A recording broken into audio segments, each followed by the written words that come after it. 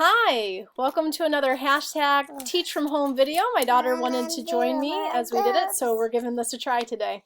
Today's tutorial is on how to reuse an assignment in Google Classroom. This can come in really handy, especially if you have two classes that are the same and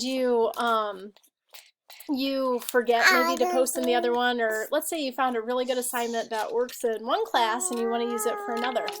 So I'm on my home page for Google Classroom, and I'm actually going to open up the class that I want to use the assignment in, because that is the easiest way. So going to my classwork tab, I go to create reuse post. So they call it a post, not an assignment. So what you're going to see is any classes that you have active will come up. You need to choose the class you want to use the post from, and then all of the assignments that you have put up are going to show up in your list. I'm pretty skimpy right now. I only have one assignment.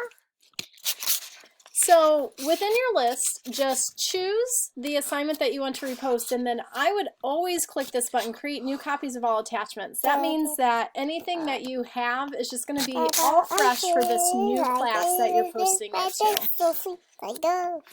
So once you've clicked your assignment, click reuse. So this is going to bring you back to a very familiar page. You can change anything that you want to about the directions. You can still add or create attachments, get rid of anything that's in here, change the options to any of those three options for your attachments, and of course you're going to have the availability to update your points, your due date, your topic, your rubric, anything that you might actually need.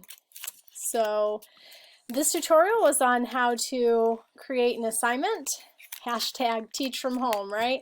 My daughter wanted to be a part of this and she wanted to say hello, so I'm going to let her say hello and goodbye. Say hello and goodbye. Hi. Say goodbye.